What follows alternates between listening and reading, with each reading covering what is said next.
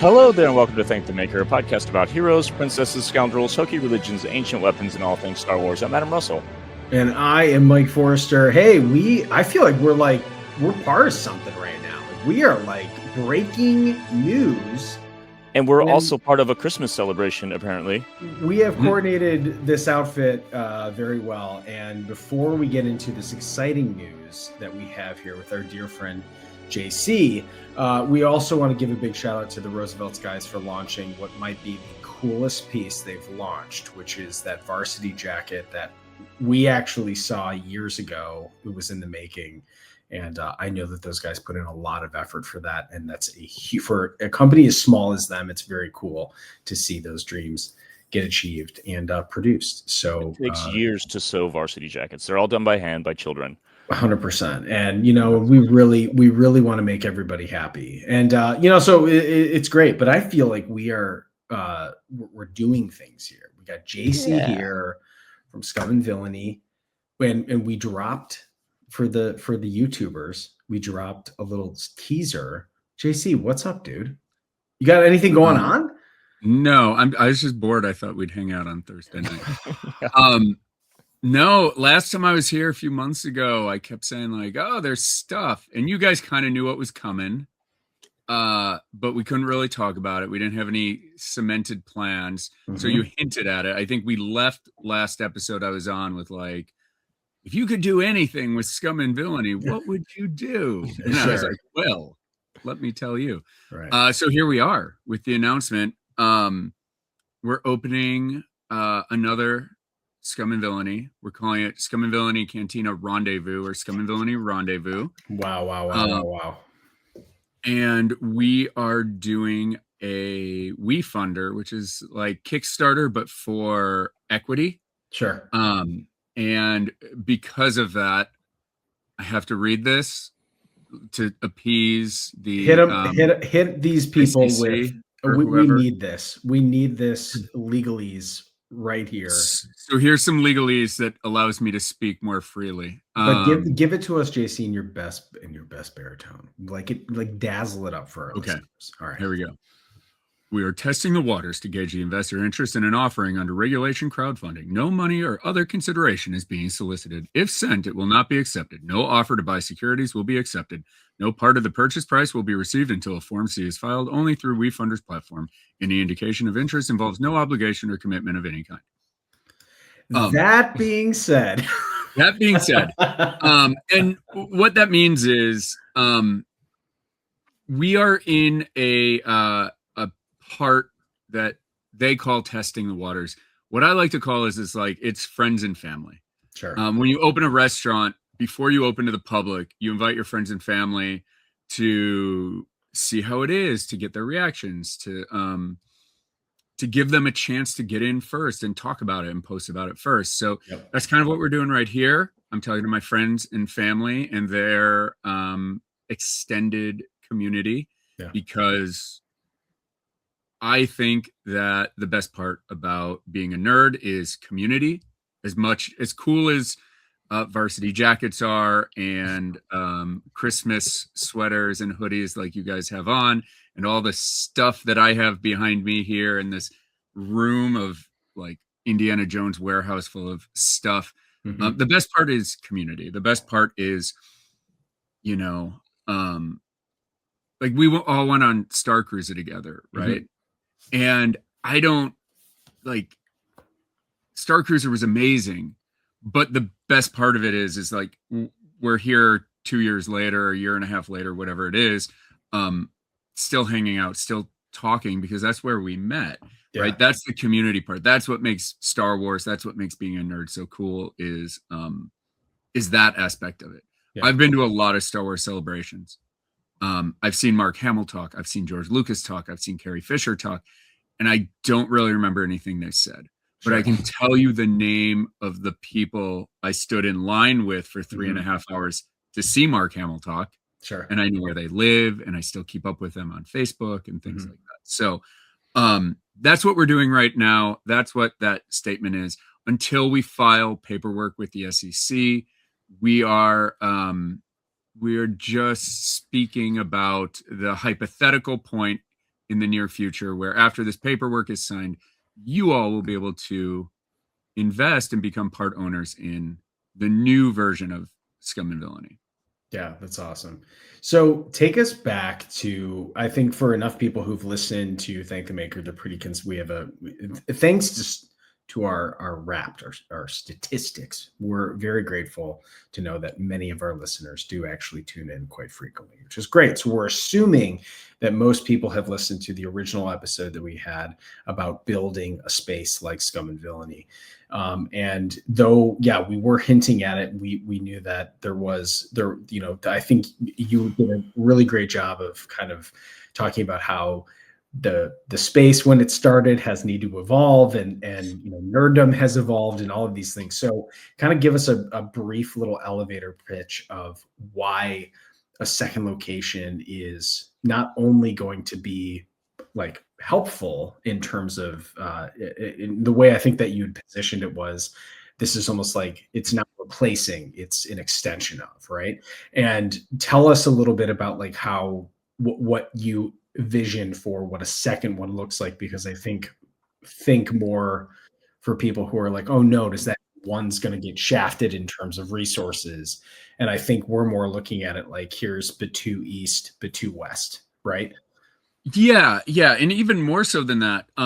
So let's go back to, and I can't remember how much I told about this on the last podcast, but if you rewind to 2016 when we announced Scum and Villainy, and then we built Scum and Villainy and opened in 2017, I was going through some personal stuff at that time. My mom had been diagnosed with cancer, and I was spending a lot of time in a hospital room in Chicago. And so Scum and Villainy, I wasn't hands-on with it the way that I have been for the last 8 years. I felt like George Lucas almost, where like he released A New Hope and he's like, this cantina scene is not what I want. These special effects are not what I want. This isn't my dream. This is what I was able to get out the door. Right. So the Scum and Villainy Cantina is, it was like the alpha version, like 0.62. And over the last 8 years, I've worked my butt off to try to get it into where I always wanted it to be. But we've been restricted by the fact that we were a pop-up bar to start, that this is a space that it's like Coruscant. It's a restaurant built on a retail store, built on a restaurant, built on a retail store, built on another restaurant. It's just like layers thick of just background that is cost prohibitive and impossible to work through. So the new space in Burbank is complete ground up build. If you look at it right now, it is, 4 walls, a very tall ceiling, and a concrete floor that needs to be completely redone. And it is the opportunity to build what I always dreamed of building back in 2017, but now with the knowledge of 8 years of running a space and seeing what the community is missing and what it's not. When right after we opened, there's a spot just down the road from us called Meltdown Comics. There's a very famous comic store. And in the back of Meltdown Comics, they had an event space. And that's where people like Nanjiani got his start. Chris Hardwick got his start. Like some of these great, well-known household names now all started in the back of this little comic book shop doing stand-up comedy there. And when that place closed down, I was like, oh, I want to take over being like that community spot, that spot where up-and-coming people can cut their teeth and learn and get better. But I want to do it. I want to have cameras in there. I want to have live stream. I want to bring my expertise coming from film and television to allow them to broadcast their signal. And the problem is, if you haven't been there, the thing that everybody tells me when they walk into the Scum and Villainy Cantina is, oh my gosh, it's like way, way smaller than I thought it was going to be. From watching it on YouTube. That's what everybody says. It's awesome. It's awesome. It's awesome. I'm not making fun of it. It's just way smaller than it looks on TV. And, if you've ever been on set of like The Tonight Show or David Letterman. Those spaces are all like a tenth the size of what they look like on TV. 100%. Yeah. And so the first problem is we don't have space to do events that don't take up the entire bar. So if a bunch of people from the Midwest want to come to Scum and Villainy on their way down to Disneyland or their way down to Comic-Con or whatever it might be, but we're having a Kevin Smith show or a Thank the Maker show or anything like that, it takes up the whole space. There isn't a way to do those things. There isn't a way to be an operating restaurant and provide people the opportunities that I've really wanted to. And so this new space, the main floor is actually bigger than all of Hollywood combined, the entire Hollywood restaurant combined. Oh, wow. Yeah, that's huge. Then we're building a second floor into the space. And so the second floor, and now everything I'm saying, we're still finalizing the details on it. We're still in permitting. So stuff may come up. Everything I'm saying is what's coming from my heart and my head, not necessarily what's been stamped by the city of Burbank yet. So just to put that caveat out there. But the goal is that the second floor has a big room with tables to do gaming, with tables that can be done for miniature painting or doing a script writing seminar or doing a directing seminar or learn to 3D print or learn to paint. And I've got some of my friends who I've made again through the community who are really excited to do, like Brian Kessinger is very excited to do, like teach miniature painting and teach figure drawing and teach concept art. Right. Brian is a Disney Imagineer. I mean, this is a juggernaut in terms of like creativity, and just to have someone this accessible who also is motivated to do that is like I don't know any other place that's doing this that you didn't have to spend $1,200 to go to a convention to get. Yeah, and that's like my thing is I want to democratize creativity in a way that with access to technology and things of today, people should be able to do that. So on the second floor, it's going to be space for gaming. It's going to be one of the walls. So the backstory is Rendezvous is obviously a word that represents a set time and place to meet. And movies have used the word rendezvous. You know, Luke Skywalker uses it a couple times in the trilogy. And I just thought it was a perfect name for a spaceship. So Burbank, the upstairs, is a spaceship design.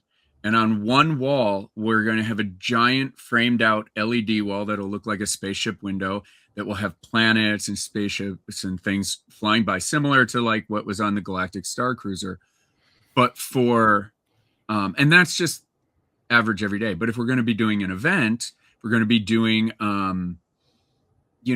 learn special effects with Fawn Davis or learn script writing with Mark Bernardin or anything like that. We'll be able to have that LED wall be a projection screen.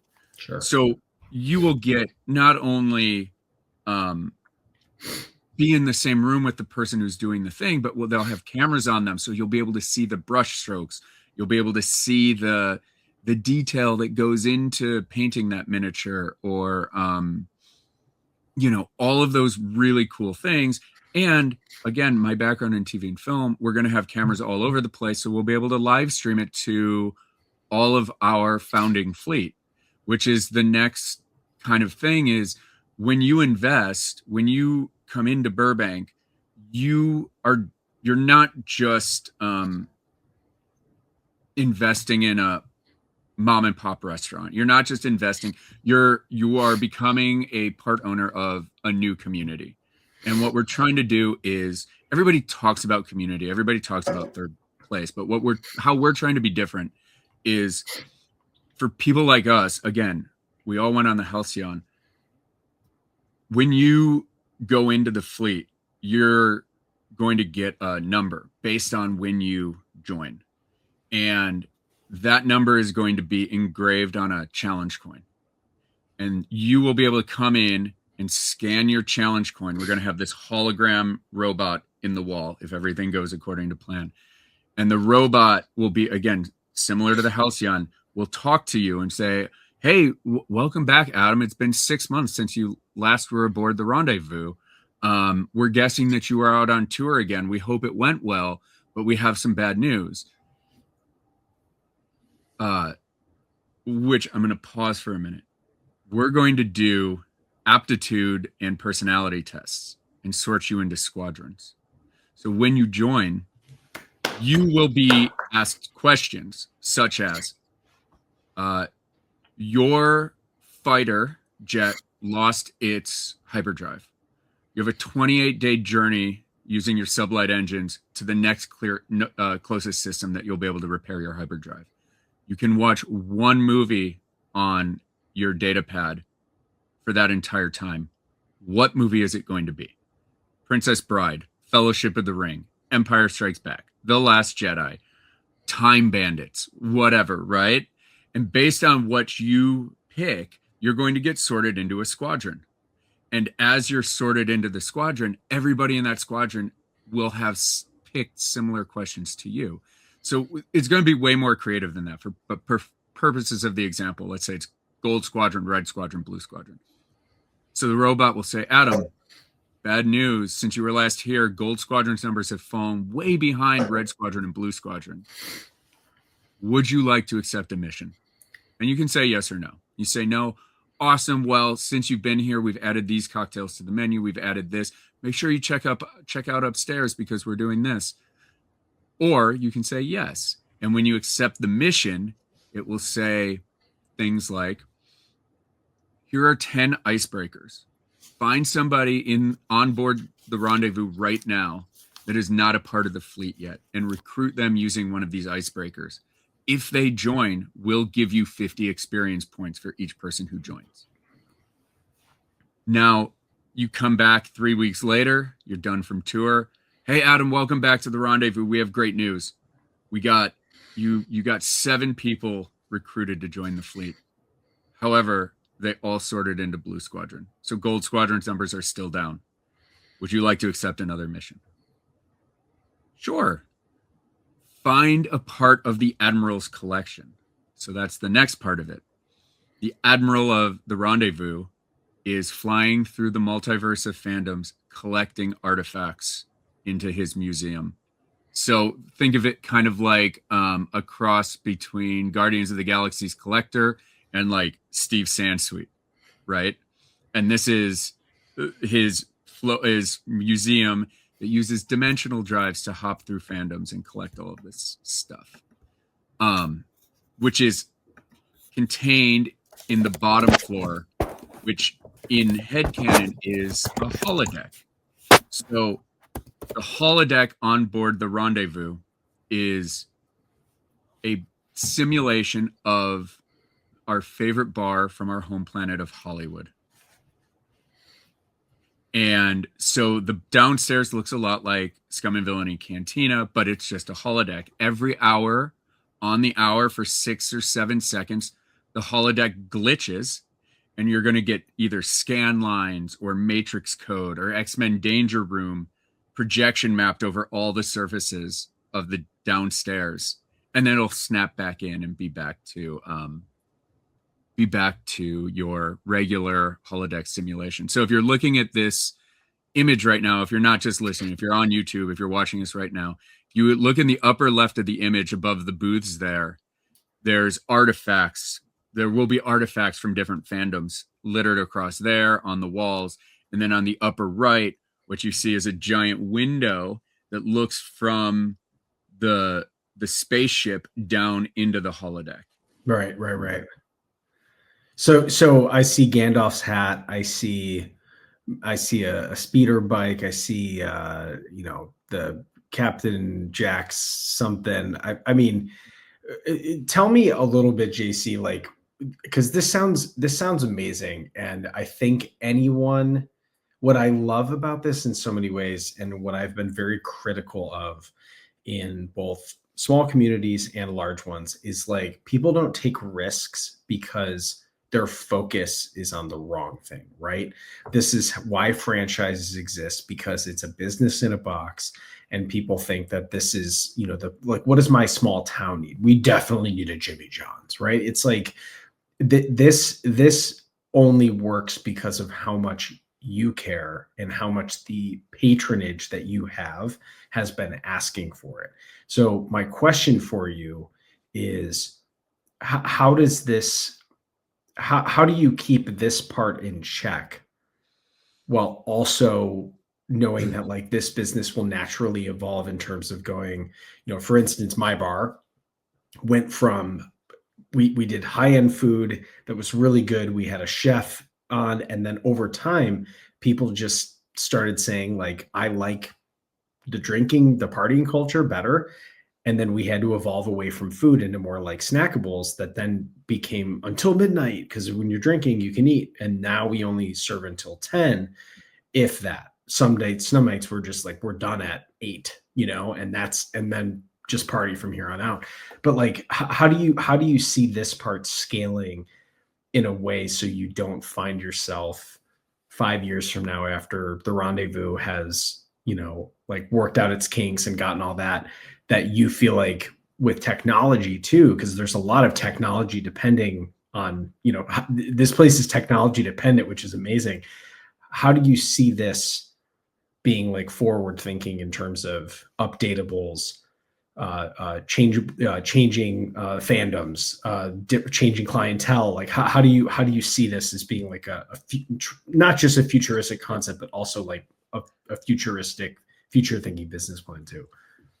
So I think the cool part about not being dogmatic to a single fandom is that it gives you the opportunity to fly through the multiverse of fandoms with wherever the geeky space takes you.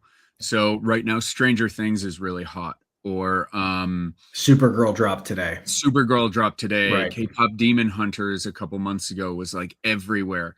And so what it allows you to do is swing with wherever your customers want to go, but keep it within the story that you're trying to tell. Because, unlike like I'm not even looking at this, and my team isn't even looking at this as a bar and a restaurant. Like this is it's a full experience. It's an experience, and it's a spot to go and meet people and hang out. And you do that historically as a human being over food and drink. For as long as we've been human beings, You sit around in a dark space by a fire and you share the spoils of your hunt. And now none of us are hunting for our food, but it's that type of idea, right? That the primary focus of Scum and Villainy Rendezvous and Cantina has evolved into that as well, is like, this, I talk about how we don't have waiters and waitresses. You can read our Yelp reviews, and some of them are like, the waiter only came by once. It's like, well, that's because that's not a waiter. It's a busboy to clear your table. We have QR codes on every tables, and you order with the bartender, because I think that once you put a waiter or a waitress or a server into the place, their number one job is to take your order, get food in front of your face, get you to eat it, get you to spend more money, and then get you out of there because we need to put another butt in that seat. And I don't want that. That's not the vibe. The vibe is this is the living room that's outside of your house or your apartment for people who traditionally don't want to leave their house or their apartment. So what, looking into the future, what do I want to do as we grow, as we build out? Part of this is I want Burbank, and the reason that we're putting it in Burbank instead, and which is right down the road from Hollywood, is one, Burbank's the media capital of the world. There's I've done a lot of demographic studies on Burbank. Burbank has 106,000 person population, but 164,000 jobs in Burbank.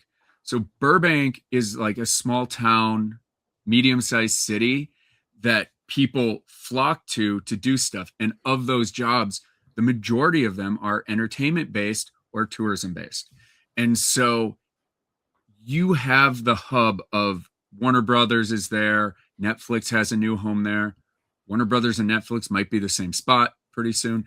Cartoon Network is there, Nickelodeon is right down the street, and thousands of tiny little production companies that are making the commercials you love, making the content that you love that you don't even know their name. They're all focused right around there. So this is their spot. This is a spot where people who aren't connected to that but love that stuff can commingle with those people in a safe space that is built on creativity. You know, my dream would be that upstairs space. We're going to be open for lunch every day. We're going to be open at between 11 a.m. and noon every day.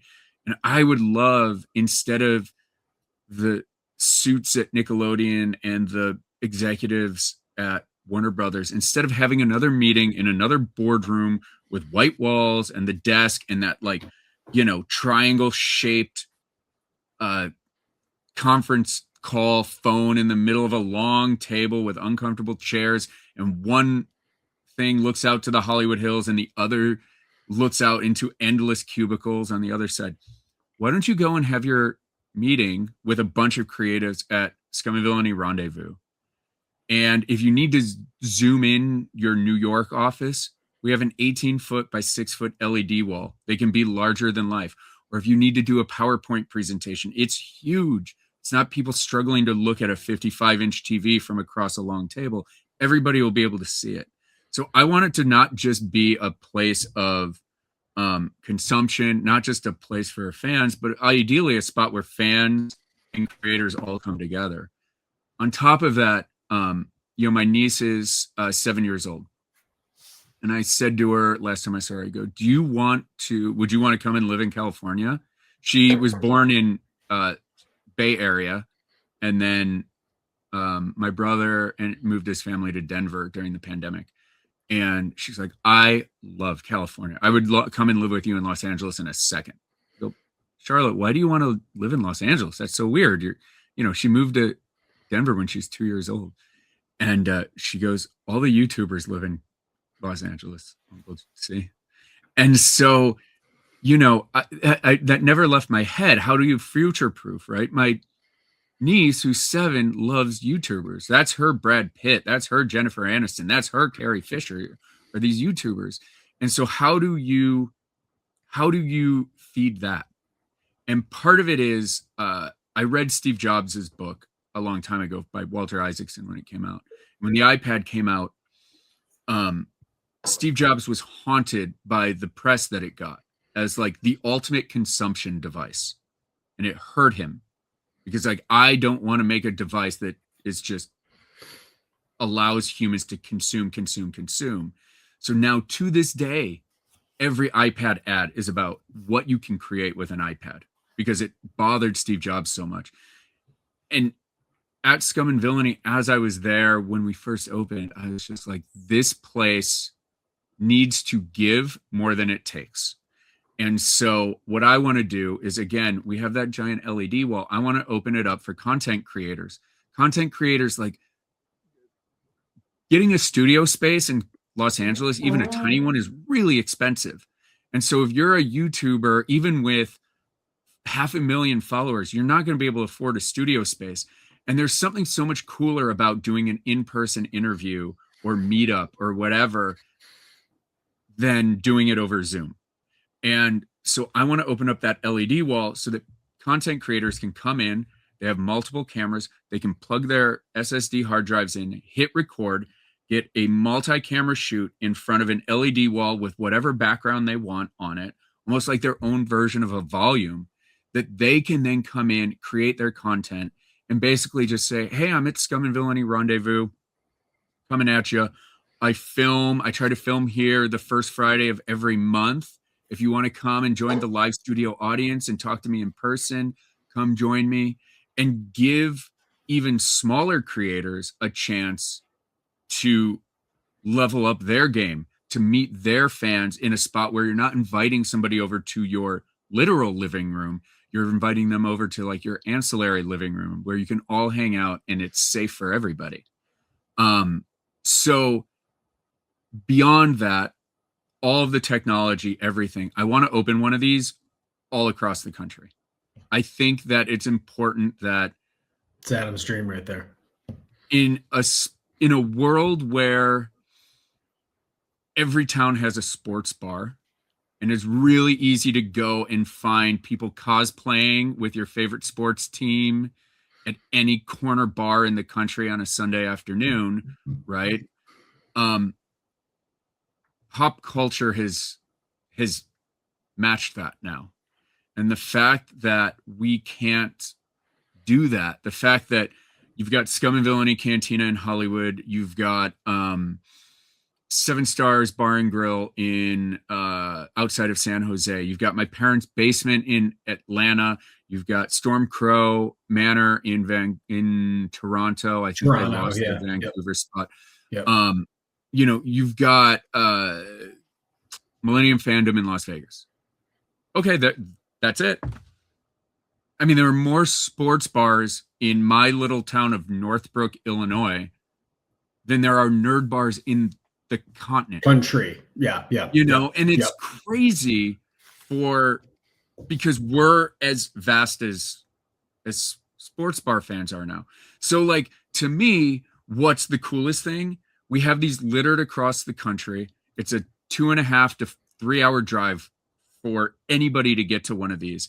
And when we do an event like the X-Men things that we did for X-Men 97 a couple years ago, where the entire voice cast of X-Men 97 came to Scum and Villainy Cantina every week and watched the show with the fans of the show, which how cool for them. They've never gotten to watch with 200 people their It's work. A premiere every week. It's a premiere every week. Now, look, can we send Lenore Zan to St. Louis, Adam, to be there to watch X-Men 97 with you? Probably not, but we can live stream them from Burbank and put them on the screens in St. Louis and take a couple questions from the people in St. Louis and take a couple questions from the people in Denver, take a couple questions from the people in New York, so that you feel connected. And as, again, you're part of the fleet, you have a number similar to, like, if you're a 501st member, you're the first ones are like TK421. And now it's like TK7777, right? We're going to have your challenge coin. If we hit that tier, we're going to do challenge coins. And those challenge coins will have your backer number on it. So you will always be backer number 00001 or, 2,556 or, 3,000, 326, 3827 or whatever you want to do. And that will be your access to, like, check in with the droid and get your missions. One of the other things I've talked to people who come into Scum and Villainy in Hollywood all the time is, oh my gosh, I don't know if I'm going to go to Burbank or Hollywood. I'm halfway in between. I was like, well, what we want to do is do an app and have it to be that you can, when you get to Burbank or you get to Hollywood, you can check in. And so you can either check in as Mike Forrester and Adam Russell, Gold Squadron, and say that you're there, or you can just check in as Gold Squadron, or you'll be able to say, I only want my squadron members to see my name, or I don't want anybody, levels of protection. But when, again, Adam, if you're in Gold Squadron, you don't live in Los Angeles, you have a night off from tour, what are you going to do? You can check the Scum and Villainy app. You're a member of the fleet. You can say, nobody is there, I know, but there's 8 members of Gold Squadron there. And you'll walk in and Gold Squadron will have a puck on their table that glows gold. So you'll be able to go up to them and be like, hey, I'm Adam. I'm from St. Louis. I'm part of the founding fleet. Do you we mind all if I said join you for a we all drink and said buy you a Top Gun drink? was our favorite movie. Yeah, we all said Top Gun is our favorite movie, and you're all right there. It's like instantaneous friendships, and you don't know, like maybe they're like, "Oh my God, I grew up listening to your band." Yeah. You know what I mean? Like there's just a million ways to make connections, and we're all so stuck behind our freaking computer screens and our and phone screens that you know to have a real face-to-face interaction with somebody is special nowadays, where it used to be like people went to church for that or people went to PTA meetings or whatever the case is. Like that Bowling. spot has disappeared. Yeah. Mhm. And it's important to bring that back. You know, if I vague book and I'm like, I'm having such a bad day, and I get 1,000 likes on it, it's a superficial boost to making me feel better. But if I go out and I have a drink with a friend and I get to commiserate and make a real human connection, like that helps people. That helps people get through their day during a hard time, you know.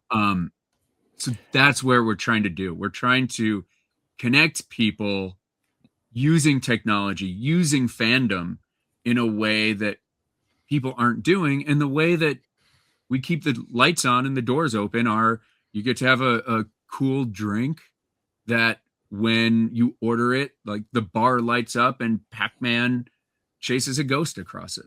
Yeah. Dude, so a couple things. One, to go back to talking about why Burbank is a spot that makes sense. The one thing you didn't mention, surprisingly, is as far as I'm concerned, there's no better airport in the greater Los Angeles, Orange County area to fly into than Burbank. And I can't tell you how many times I've been flying into LA from Burbank, and you know, like if Mike and I are meeting there for something, or other friends, it's like, oh, we should go to Scum and Villainy, and I'm thinking, oh God, I'll go to Hollywood from Burbank, you know, like kill me. But dude, as far as I'm concerned, I'm going straight to Scum and Villainy with my luggage from that airport. You know what I mean? So And that it's makes like so much sense. less than a 10-minute Uber ride from Burbank. Yeah, it's right there. It's So right downtown Burbank. There's a hotels in downtown Burbank right there. Like the other thing that's really cool about Burbank is I think there's over 5,000 free parking spots within a few block walk from our new location. We are underneath the busiest AMC movie theater in the country by ticket sales and by dollars. I'm going to get in trouble. Sometimes it's Times Square, New York. Most of the time, it's AMC 16 Burbank. It's just I think it's the right spot at the right time. You know, Burbank, most cities struggle to support one comic book shop. City of Burbank has House of Secrets, it has Emerald Knights, it has Blast from the Past. Magnolia Park there is full of special effects makeup shops, year-round Halloween. There's a specifically Lego minifigure store there, Dark Delicacies. You know, it is Burbank is right sick, up dude. the steps from It's where a hub. It's a hub. It's a hub for nerds There's no way all around over it. the Absolutely. world. And like right up the steps from us, there's a giant Jim Lee inspired, like 6-foot tall Batman statue made out of bronze. Yeah, it's awesome. Just across the highway, there's a John Stewart Green Lantern statue.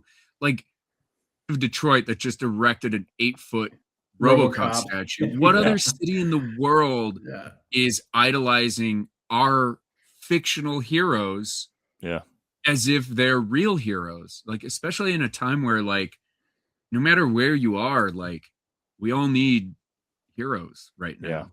You know, dude. Couple more thoughts, and then I want to get into if you want to talk more specifically about the backer tiers and benefits and things like that. I think that this idea is kind of uniquely positioned and scaled in a way to succeed, such that it's like it's much bigger than the original Scum and Villainy, and it's in physically and in terms of like expanding to all these different fandoms and really fully officially embracing that. in a real way, rather than like it's felt sometimes vague in terms of like what exactly Scum and Villainy is. But it's right front and center. You're planning this out in a way where it's much more obvious. So it's bigger in that sense. You're expanding all these fandoms, but it's also smaller than something like a sports bar. You know, being a nerd in this way is more niche, even though there is this multiverse of fandoms. So I think it's more viable than something like Planet Hollywood that seemed like a great idea, 30 years ago, whatever it was, but ultimately died. By making it specifically nerd fandoms rather than just all movies, I think it's better positioned.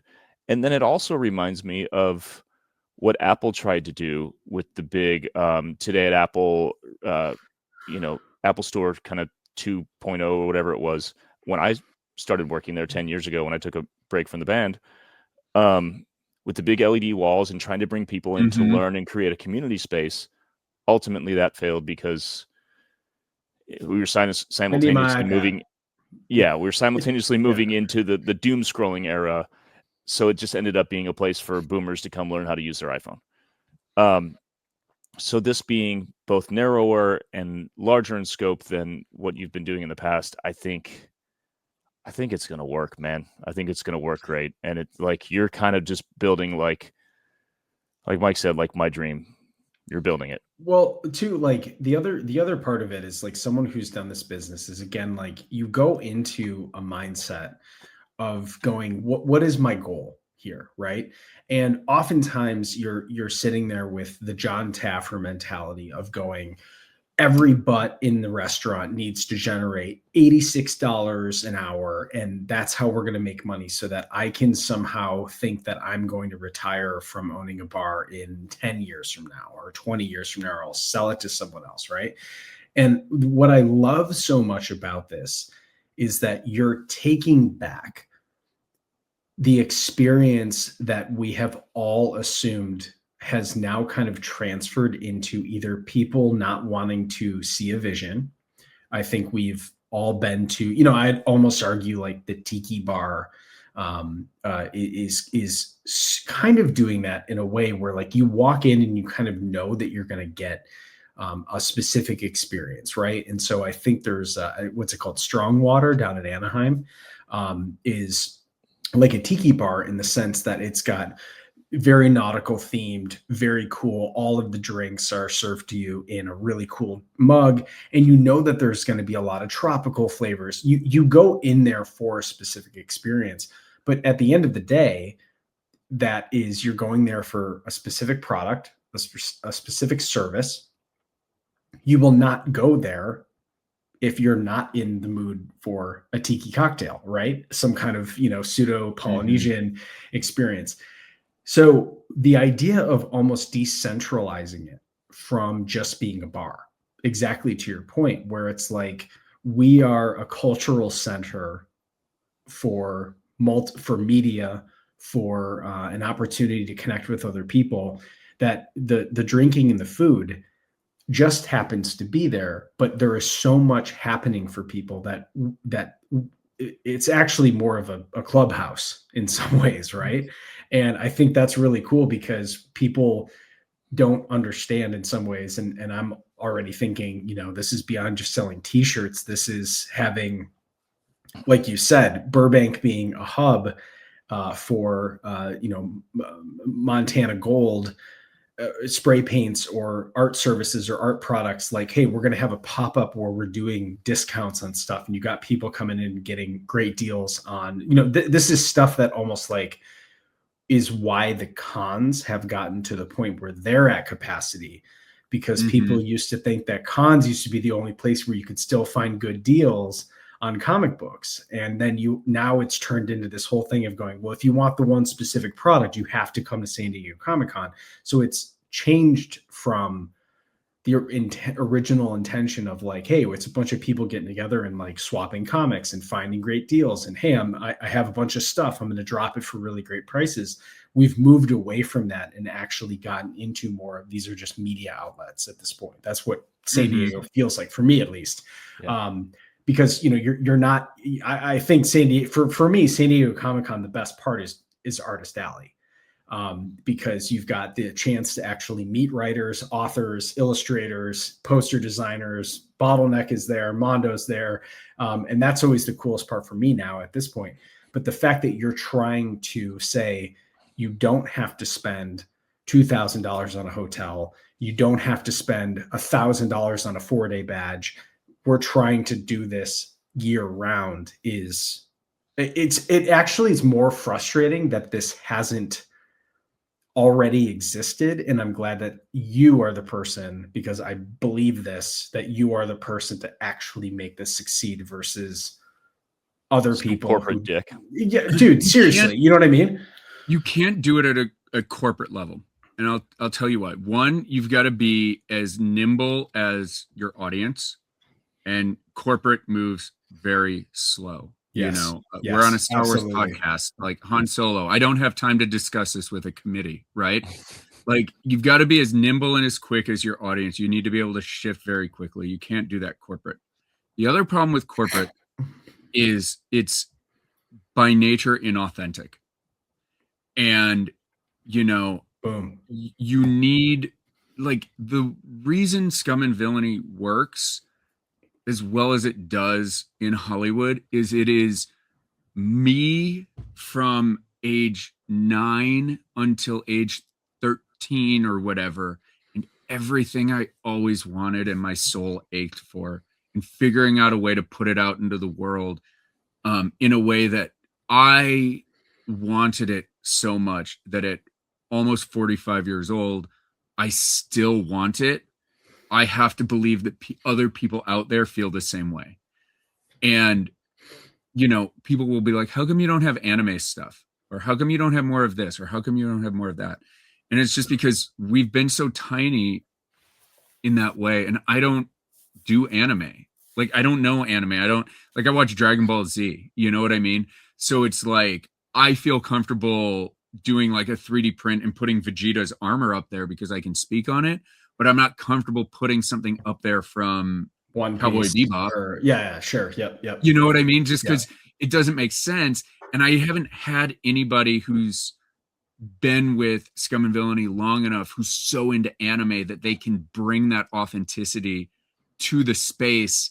You know, one of my daughter's best friends, dads, is so into anime and Japanese culture and sake and all that stuff. So I'm started to talk to him about like, hey, can you work with me to bring this in? Because I think it's important. I think those people need a space. You know, he's the guy who met his wife at Anime Expo, and you know, and they go every year, even though they live by me, they get a hotel downtown for 5 days for Anime Expo. Like, I'm like, I need you to come and build your corner of Scum and Villainy so that people like you come in. And I'm like, I can't speak on this, but my neighbor Pat, this is his baby, you know? And that's not you saying no, that's you saying we need to do it right. It needs to be real. Yeah, like, it needs to be real. You know, I want it. I know we need it. I know it's a hole in our fandom at Scum and Villainy that we're missing, that those people need a place to go outside of Anime Expo and a Discord server. But I haven't been able to do it right. And until I can do it authentically, I'm not going to do it. I'm not going to pretend to jump in on the K-pop Demon Hunters bandwagon at the last minute to make a couple bucks. It's just, it betrays our audience, and it betrays the trust that our audience has with us. And so I just can't do it. You know, you made an analogy about Tiki, and I feel like, you know, when we first went from a pop-up to running every day, that was like Trader Sam's was kind of my like, oh, look, they do fun stuff when you order a drink. Right. And like, that meant something to me. That resonated with me. Right. So that's kind of like, I'm like, oh, okay, well, let's experiment in that direction with nerd stuff, you know? And, you know, Adam, you mentioned Planet Hollywood, which again, Planet Hollywood is like walking into a Hollywood museum. Right. You know, and it's kind of cool. But it's a museum. And I think for the time that makes sense. But now people crave story and interaction. and immersion. And so Planet Hollywood looked like a restaurant with display cases in it. I want to look like a movie set with stuff that the weirdest nerd in the world is going to feel seen. I may have told this story before, but you can walk into Scum and Villainy and we have Grogu, a life-size Grogu hiding up on a shelf. And we have Grogu, we have Dobby, and we have Gollum in the bar. And they're all life-size replicas because I don't want toys in there. I want you to be able to believe that maybe Grogu is hiding up there and he's a little bit shy and tired, right? Like it's the actual sideshow Grogu. It's the actual, Weta life-size Gollum. And it's important that the person who doesn't know the ins and outs of everything feels seen because they recognize Gollum and Grogu and Dobby. But I also have a matte tracker helmet that I 3D printed and put together from the 1986 cartoon Mask. Yeah, this is a great story. Because because once a month somebody comes in and they're like, is that? No way. Like they don't believe it. Or like the Fifth Element stones, Sure, yeah. like some of that stuff that's just so out there that like, that the person who put it in here is like connected to you. So it's like that type of stuff. And it has a story to it. Like where the matte tracker helmet is, we have a Ghostbusters proton pack and we have Gandalf the Grey's broken staff. And it's our confiscated weaponry. It's like you come in and no blasters, no weapons. And we can't let you have that in the bar. So we take it from you and we put it up behind the bar.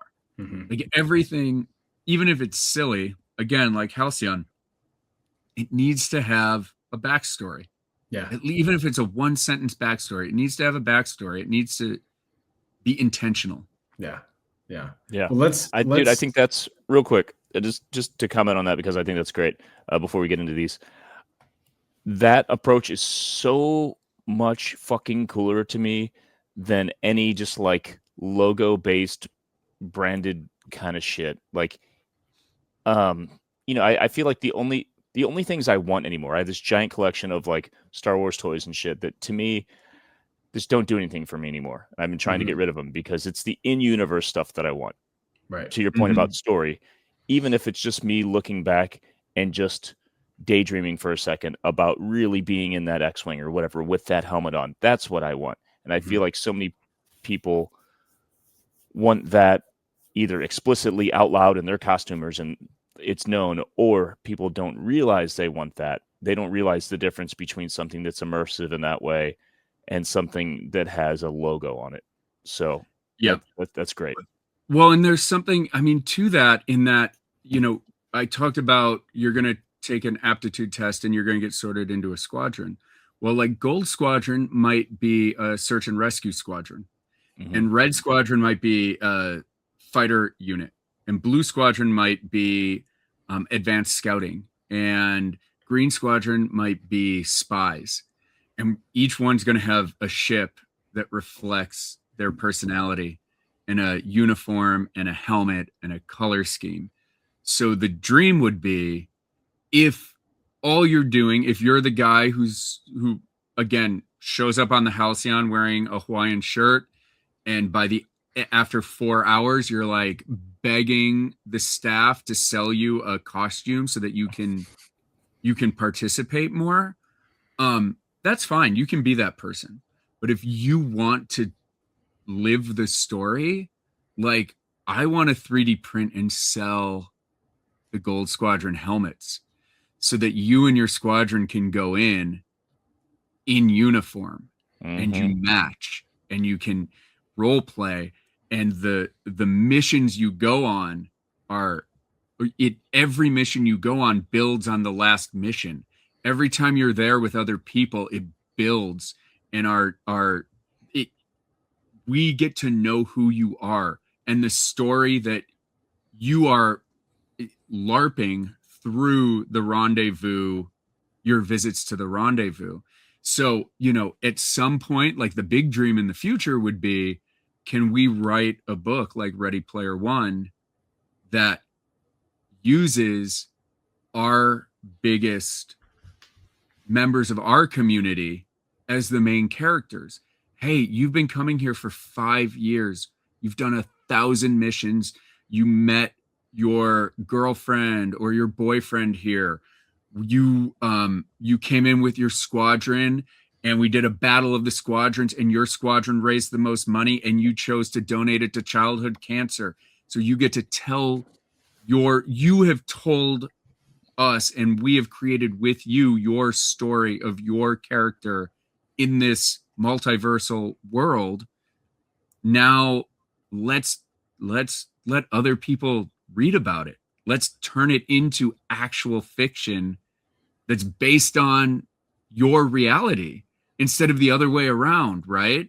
Where you get, you know, in 5 years, if we could write a novel called The Rendezvous Part 1, and our founding fleet members who've been with us, who've been coming to all of our events, who didn't know how to paint a single mini, but now are running a huge D&D game every week from the upstairs, like, private dining room that's getting 1 million followers. Like, let's tell that story in a fictional form. It's like flipping the script on what Hollywood has always done, which is like, let's find something creative that somebody did and exploit it. Now it's like, let's create something exciting and tell the story in real time and then just document it out and put it out there for other people to enjoy. This gets me super, super hyped. This could probably be a 4-hour episode, to be honest. Let's talk about these tiers though, because I think, well, first of all, too, like I think, JC, it's okay to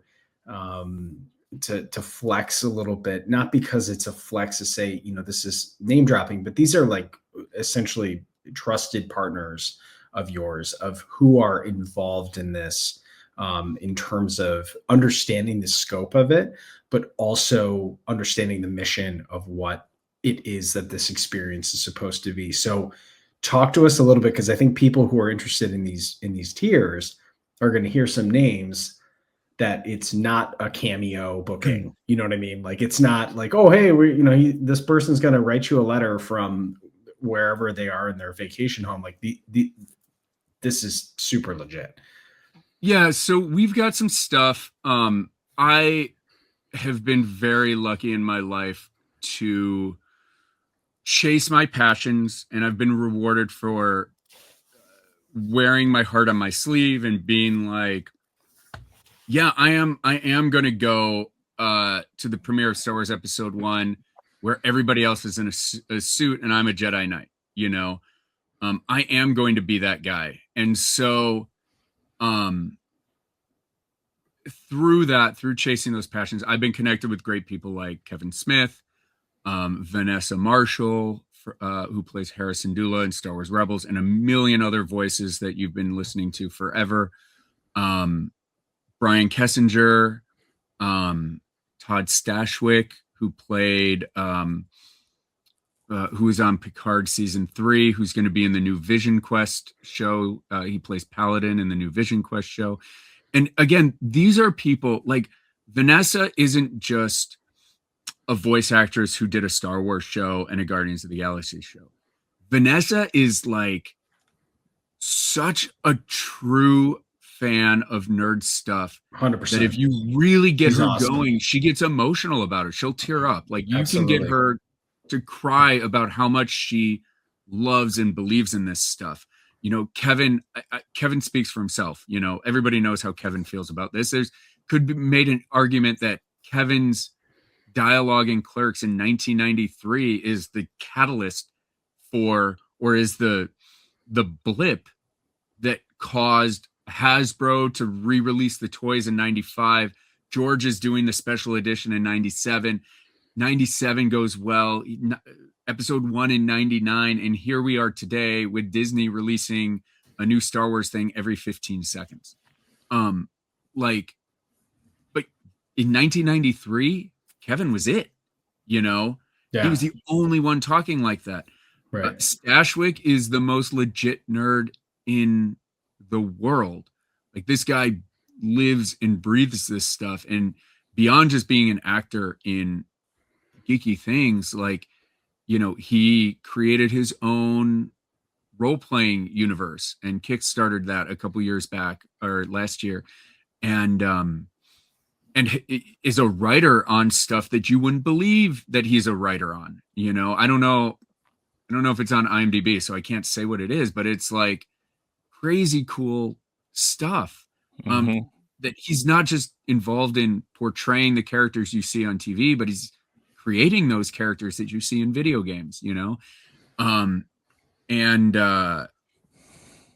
So, you know, it's, I think the coolest perk of all of it is getting to be a member of the fleet and getting the opportunity to meet other people. And that is, it doesn't take very much to get there. Well, we got these on screen. You want to talk through any of these kind of tier by tier, or do you want to just speak more broadly? I can talk through a couple of them.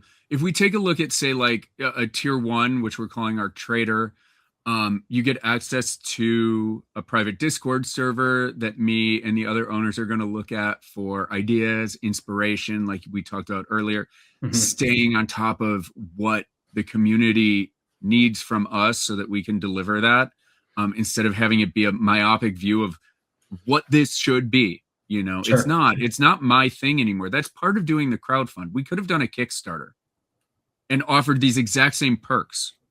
You know what I mean? But it's important to me that it's not just my ship. It's not just my bar. It's not just my business. By doing the equity-based crowdfund, it becomes all of our things.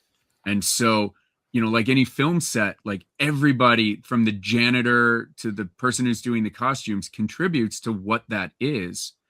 You still need the director driving the thing. You still need the producer who's making the business decisions, but everybody needs to give their input to make a great film. And I feel like that's why having this be an equity-based crowdfund makes the most sense. Right. You know, we're going to have a plaque on permanent display with everybody who backs us in the bar or in the Rendezvous. If we can get to the way that this works is it's tiered by dollar amount and then tiered by dollar amount in terms of how much we raise. So we need to essentially hit like stretch goals to unlock some of this stuff. But, you know, I really hope we get to the point where we can do the limited edition backer challenge coin, because that will indicate that you were, it's tier 1, Jason. That will indicate that, like, hey, man, like, I was one of the first people when there is a Scum and Villainy, there's 15 of them across the country. That shows, like, yeah, I believed in this when, you know, I was the 25th person in line to see Mark Hamill at Star Wars Celebration 5. Like, that's your badge that you can show forever, that, like, I believed in it. I've been here since the beginning. You know, it's like a little hipster. Like, I was there before it's cool. Sure. It's not meant to be, it's not meant to like keep people out. It's meant to just be like, hey, I love this place. I'm an ambassador for this place. I'm number 25. I can tell you what it's all about. Well, there were people that bought into, like, let's take Mondo, for example, right? Like, people bought into Mondo by saying, I love movies. These artists also love these movies. Let's make alternative art for them. People bought the Ollie Moss, arguably the most popular movie poster, alternative movie poster of all time, with the iconic double exposure Star Wars. People bought those for a very normal price of $60 a piece. They are individually worth $5,000 to $7,000 to $8,000 a piece now, because over time people recognized that those truly were. Like, that's one of those things where Steve Sansweet makes a poster book about Star Wars, and there are 5 posters from Mondo that are in there that they deemed were like, these are up there with the Drew Struzans. These are up there with the John Alvins, like all of those things. So what I think makes sense here is, like, for people to also let's just also real quick comprehend that, like, you have a Discord server for an experience like this. And this is one of those things where, like, I don't want to call, like, it would drive me nuts when people would call it the Halcyon, the Star Wars hotel. If anything, we barely stayed in the room. Right. You know what I mean? So I'm like, it was the Star Wars experience. That's how I refer to it, because that's truly what it was. So I think in this sense, even at tier 1, you're getting recognition on the founders plaque. You're getting access to a Discord server, which, like, what do we think about in terms of like a traditional bar?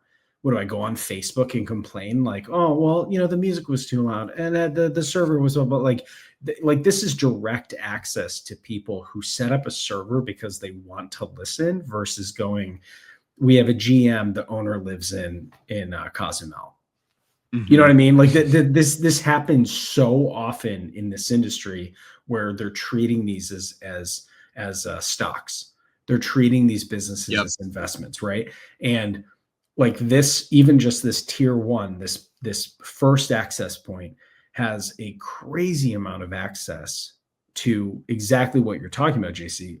Like, you're like, my ears are open so that we can make this the community space. Like that's already crazy in comprehension for how much it blows my mind that no one is doing this on a level that seems so basic to me at this point. I'm not a bar and restaurant person. You guys, I don't even drink alcohol. Like, I drink our non-alcoholic options. A Guinness Zero is like my jam, you know? So for me, it's not delicious. It's not about, it's about building this thing for people to be human beings, right? Instead of doom scrollers. And how can you do that if it's not a two-way street? Let's look at tier 3. So what I love about tier 3 is this also online, JC? This is all online. Oh my gosh, okay. We've been going for over an hour. I haven't even said scumandvillainy.com or foundingfleet.com. You can go find this stuff there. Scumandvillainy.com, foundingfleet.com. They will redirect you to the WeFunder page. Obviously I'm a terrible salesman. I should have led with the URL. But you're selling me, dude. You guys can put it in the description. I sent it to Jason. Hopefully you guys can put it in the description so people can jump in. But tier 3 bounty hunter, reserved table access, priority seating for trivia, karaoke, and busy nights. First come, first serve among tier holders. This is, trivia at Scum and Villainy is not like trivia at any other place in the world. We write our own trivia. It's tailored to people like us. And what I wanted to do is replicate the experience of a Jedi Knight or Jedi Master badge holder at Star Wars Celebration. They sell 500 badges. They sell 200. They reserve 200 seats at the front of the Celebration version of Hall H. If you're one of the first 200 Jedi Knight or Jedi Master, you can go and sit in those seats. That's what I wanted to do for this tier of backer for us is give them that opportunity. Save the 5 tables so that they don't have to get to trivia at 5:30 and sit there till 8 waiting for trivia. Right. They know they've got 5 spots saved that are only for people like them at karaoke and our trivia that are, crazy busy every week. You can upgrade your personal video message and get kind of like a cameo style message from Todd Stashwick or Vanessa Marshall. We're going to do backer only events so that,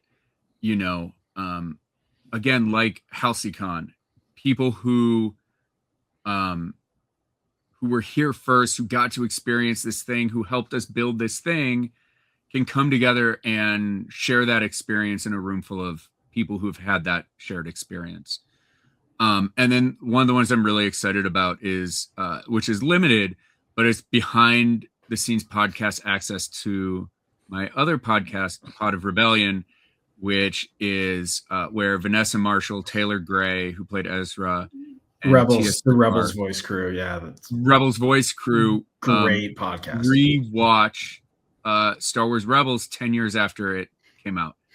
And I think this is really cool, again, because it's giving fans real access to the people that have always traditionally kind of been behind a autograph desk or, you know, photo booth wall kind of thing. Like, you are going to come and hang out with us before the show and after the show, and kind of do what we do before we go on to this podcast.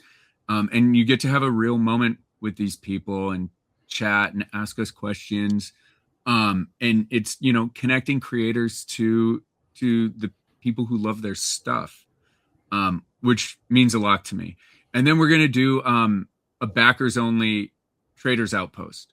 So it's a special store for people who come in at this level, and you get 35% off a gift card. So you can buy a $100 gift card for $65, which, again, like, if you're going to be coming to Scum and Villainy and spending money, it legitimately is a no-brainer. It will pay for itself over, depending on how often you come. You can essentially have it pay for itself. So I think that's like just a small snippet of the kind of cool things and access that we're gonna do. I mean, looking ahead again, you have up on the screen like Tier 4 Squadron Leader virtual workshop with Mark Bernardin or Vanessa Marshall or John D. Clare, who, again, like, how cool. One of my daughter's best friends is a epic board game designer. So he's going to spend time to talk to you about your board game. That's crazy access, cool though. Stuff like that. That's crazy access. And I think, you know, kind of as we wrap up for at least, you know, I really want to send people over to the WeFunder page, because I'm looking at it right now and it's like, this is a treasure trove. The best thing to do is, just look at the WeFunder page. There's so much information on there. There's my wife and I talking about what Scum and Villainy means to us. There's a video of me and Kevin Smith talking about it. Like, it would take us days to get through all the information on that page. Well, I just think like, you know, the when you think about this experience of like, if you were to go to New York City Comic Con and San Diego Comic Con, and then maybe MegaCon or Emerald City or wherever you are, C2E2, wherever you are in the country, you have spent that amount of money, whether it's on merch or the stuff, or I'm buying access to get into here. Like, you have spent that money at the, you know, like Tier 4, Tier 3. You have spent that money getting in line, waiting to share this really great story that isn't actually transactional. That's the other thing. Like, Vanessa Marshall came to one of our local cons up here, and we just don't have the numbers for it. So like, I think, you know, we ended up losing money on her, but like, in terms of going, like, I don't have anything to buy off her, but like, I have a great story that we ended up connecting on about a charity thing that I run. Okay, cool. But like, at San Diego Comic-Con, she has to, like, she is in business mode because every minute has to make money, right? Mm-hmm. So like, you're taking this entire script of access and flipping it on its head. But what I'm trying to get the point across is that so many of us have paid a lot of money, tier level amount of money, to go have an experience that's been you could argue worse every year in terms of like how much busier they get. Oh, this person canceled or oh, I was really excited about seeing this. Well, this studio decided they're going to shut out access, or we're going to give it to the content creators or whatever. Okay, cool. So now we're out, right? So this is a chance for, I think, people to really look at what their spends are in their entertainment budget, whatever this means to them. This amount of money to get access to this is not crazy when you actually boil the dollars down of what you've spent on going to theme parks or doing any of this other stuff. This is actually, for what you get, like, this is a damn good deal at a lot of different tiers, in my opinion, based on what I'm looking at. Agreed. I mean, that's my whole thing is, like, right now we're in the holiday season. Adam, you were like, I have shelves of Star Wars crap that I don't even want anymore because it doesn't mean anything. It's, what do you get the geek who has everything? What do you get the geek whose shelves are full of crap that's going to mean something, that's going to live beyond the time it takes to open the box? And that's, I think, what's really cool about launching this now. Another, just again on like tier 5, the Starship Captain tier, custom prop suggestion: design a prop with a backstory to be displayed at the bar. Adam, what would you have? What would you do? What would you put in there? No, don't put me on the spot like that. I have to, though. Well, we'll talk about it, but I want you to think about, you have to answer before the episode is over because we only have a couple minutes. But I want you to think about it. What tier is that? 5? Okay, well, this is something I have to think about for real. So I can't document anything. We're working through it. But like, how cool is that? Again, we're trying to tell stories. So like, if you picked the Judge Dredd helmet, it doesn't need to be like, this is the helmet from Judge Dredd. It can be like, hey, I was a judge and I've retired because the city isn't following the rules or whatever. Like, you can put something in there that means something to you, that's special to you, and build the backstory for that thing that will affect the way everybody else who comes in experiences that thing. Again, another way to connect, even even if you don't ever see it. Well, the sense of like, my kid has finally gotten into like sitting through movies. I was definitely vibing with you on like how kids watch YouTubers and that is their new thing. But like, June knows at this point, like, we've watched Toy Story, we've done all this stuff. Like, I am now thinking of like, the amount of times that we watched Toy Story and some of these other things where I'm like, let's get the big one, right? The rocket. I would love to see John Rodriguez make the big one rocket that Buzz gets put on his back and make it like Star Wars-y, because there's so many references to Star Wars already in the original Toy Story with the Pixar connection. Mm-hmm. And like, I know that your team has the creativity that, like, if someone was to come with you and saying, hey, I want to get it on this tier, but I don't want to just put like, here's my E11 that I'm putting up there. And there's nothing wrong with that. But I think what you're getting at is that the customization and the people that care about this, if you want to make this a legacy thing to go, if you have a middle schooler and your thing was going to cons together, you were watching movies together, there's this one movie you've always connected on, like, that's an amazing thing to go, my mom or my dad, we watched this movie and like, that's our movie together. And if that's, if that's a call sign of some movie that you were both really into, or it's, Rumi's sword from K-pop Demon Hunters and John's gonna, make it look like it's lit up or it's aged or it's bronzed or whatever, like, that's a really cool thing that lasts beyond exactly to your point. Like, I'm with Adam, like, I've got a bunch of toys sitting down in boxes. And since I've moved them to the old place. And then I moved them again when I went to the other spot. I'm like, it is doing no good. But if I'm able to go connect with my friends when we come to visit California, and there's a story that I point at and I'm like, yo, check this out. And we had those conversations about it. That is the coolest thing for me, beyond going, hey, I've got the second version of Luke's 6-inch action figure, and some guy looks over and goes, yeah, me too, and there's 50 of them on eBay. We're just at that point where like experience matters. Yeah 100%. Yeah. One of the other things I know we're probably getting to the end. One of the other things I wanted to touch on is, Mike, you mentioned your kid. I have 2 kids. Something that Burbank allows us to do is play to families better.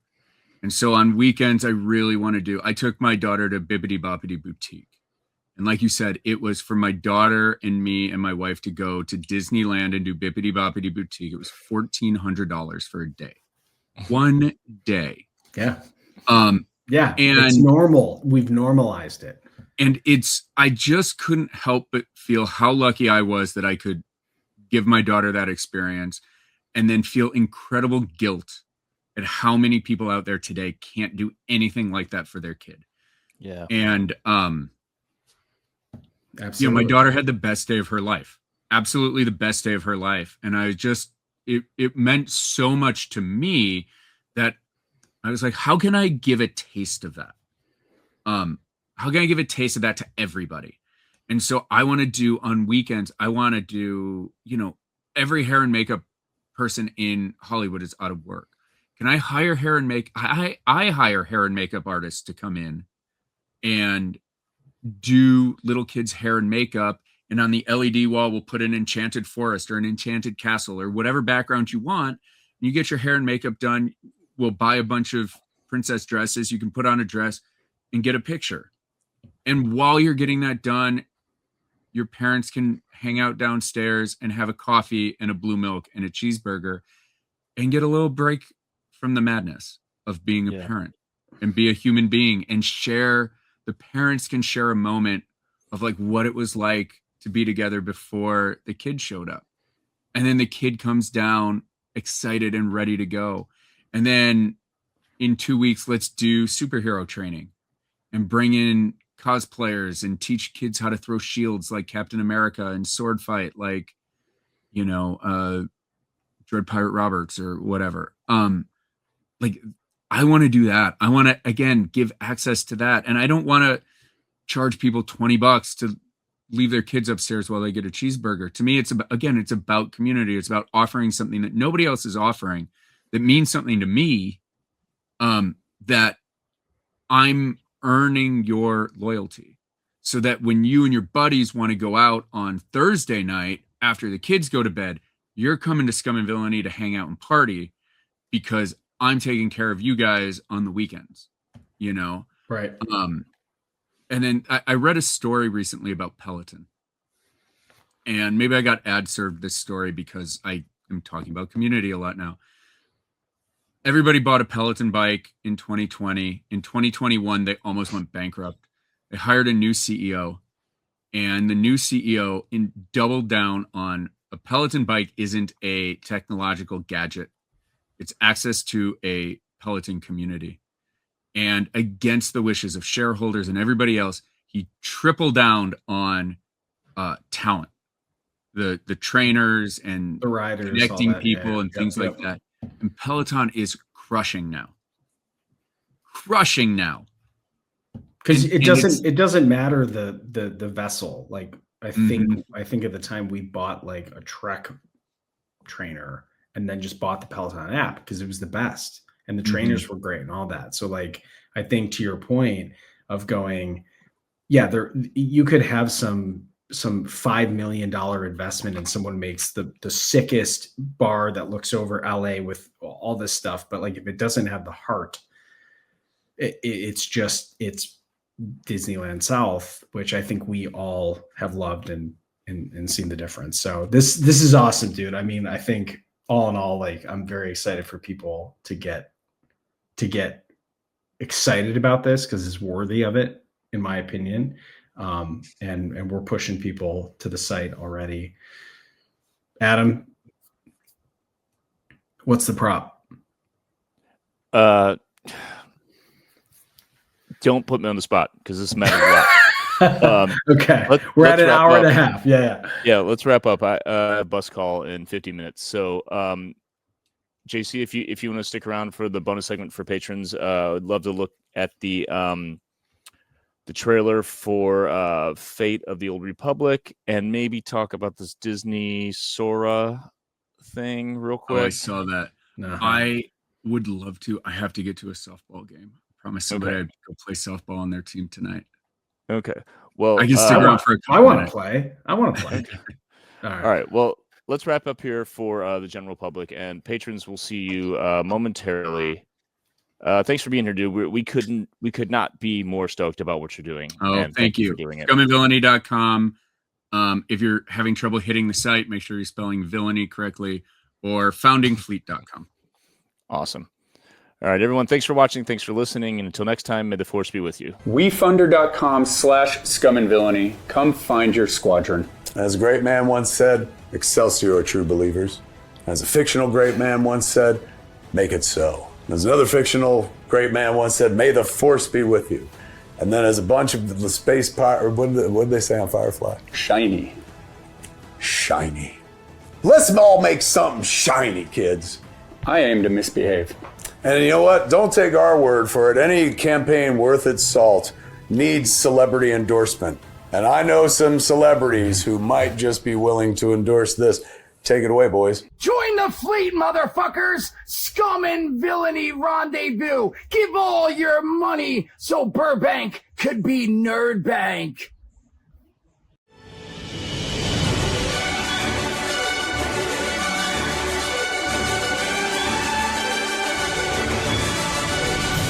Thank the Maker is produced by Adam Russell and Jason Chiodo, and edited by Jason Chiodo. If you enjoy the podcast, you can support us by leaving a review on Apple Podcasts, Spotify, or wherever you listen. Or you can support us directly at patreon.com/thankthemakerpod, where you can get access to our Discord server, exclusive content, exclusive merch, and more. Our patrons literally make Thank the Maker possible.